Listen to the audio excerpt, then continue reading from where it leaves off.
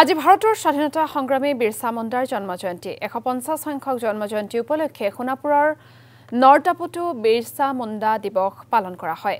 অনুষ্ঠানত উপস্থিত থাকে বৈদেশিক পৰিক্ৰমা দপ্তৰৰ কেন্দ্ৰীয় ৰাজ্যিক মন্ত্ৰী পবিত্ৰ মাৰ্ঘেৰিটা। আদিবাসী বিৰছা মুণ্ডাৰ জীৱন কৰ্মৰাজি সন্দৰ্ভত আলোকপাত কৰে কেন্দ্ৰীয় মন্ত্ৰীগৰাকীয়ে। এই অনুষ্ঠানত উপস্থিত থাকে স্থানীয় বিধায়ক অতুল বৰা, জিলা আয়ুক্ত সুমিত চাট্টাৱানকে ধৰি দল সংগঠনৰ বিষয়ববীয়া। বিৰছা মুণ্ডাৰ জন্মজয়ন্তী উপলক্ষে তিনিচুকীয়া জিলাৰ ডুমডুমাৰ সমীপৰ বেচাকপি চাহ ফেক্টৰী প্ৰাংগণত উন্মোচন কৰা হয় বিৰছা মুণ্ডাৰ বিশাল প্ৰতিমূৰ্তি। এই প্ৰতিমূৰ্তিটো উন্মোচন কৰে ৰাজ্যিক বিজেপিৰ সভাপতি দিলীপ শইকীয়াই। অনুষ্ঠানত উপস্থিত থাকে মন্ত্ৰী ৰূপেশ গোৱালাৰ লগতে বহু কেইগৰাকী বিজেপিৰ নেতাকৰ্মী। আৰু ইফালে চাবুৱাতো জনজাতীয় গৌৰৱ দিৱস উপলক্ষে বিধায়ক পুনাকন বৰুৱাই উন্মোচন কৰে জনজাতীয় বিৰছা মুণ্ডাৰ প্ৰতিমূৰ্তি। ইফালে সৰুপথাৰ আমি পৰিৱেশ দেখুৱাব বিচাৰিছোঁ। সৰুপথাৰ অসম নাগালেণ্ড সীমান্তৰ সমন্বয় উদ্যানতো সৰুপথাৰ সমষ্টিৰ বিধায়ক বিশ্বজিৎ ফুকনে বিৰছা মুণ্ডাৰ এটি 10 ফুট উচ্চতাৰ প্ৰতিমূৰ্তি উন্মোচন কৰে।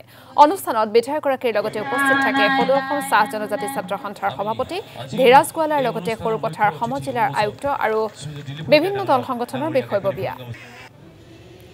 তামুলপুৰ জিলা প্ৰশাসনৰ উদ্যোগতো পালন কৰা হয় জনজাতীয় গৌৰৱ দিৱস। দিনজোৰাকৈ আয়োজন কৰা এই কাৰ্যসূচীত বিৰছা মুণ্ডালৈ শ্ৰদ্ধাঞ্জলি জনোৱাৰ লগতে শ্বহীদ মনেশ্বৰ বসুমতাৰীলৈও জনোৱা হয় শ্ৰদ্ধাঞ্জলি। অনুষ্ঠানত উপস্থিত থাকে জিলা আয়ুক্ত পংকজ চক্ৰৱৰ্তী, বিধায়ক জলেন দৈমাৰী, প্ৰাক্তন বিধায়ক ইমানুৱেল মুছাহাৰীৰ লগতে বহু কেইগৰাকী বিশিষ্ট ব্যক্তি। আৰু ইফালে 1 নৱেম্বৰৰ পৰা 15 দিনীয়াকৈ তিতাবৰত জনজাতীয় গৌৰৱ পষেক উদযাপন কৰা হয়। ঠেঙাল কছাৰী স্বায়ত্তশাসিত পৰিষদ আৰু যোৰহাট জিলা প্ৰশাসনৰ উদ্যোগত ঠেঙাল সাংস্কৃতিক কেন্দ্ৰ আৰু সংগ্ৰহালয়ৰ বাকৰিত পালন বিৰছা মুণ্ডাৰ জন্মবাৰ্ষিকী। আৰু ইফালে চিৰাং জিলা প্ৰশাসনৰ উদ্যোগতো দিনজোৰা কাৰ্যসূচীৰে জনজাতীয় গৌৰৱ দিৱস পালন কৰা হয়। বিৰছা মুণ্ডাৰ জন্মজয়ন্তীৰ লগত সংগতি ৰাখি আয়োজন কৰা অনুষ্ঠানত বিৰছা মুণ্ডা, স্বাধীনতা সংগ্ৰামী বীৰেন্দ্ৰ নাৰায়ণ ব্ৰহ্ম পাটগিৰি, স্বাধীনতা সংগ্ৰামী বিজংনী হাইথি যোগেন্দ্ৰ কুমাৰ বসুমতাৰীৰ প্ৰতিও জনোৱা হয় শ্ৰদ্ধাঞ্জলি।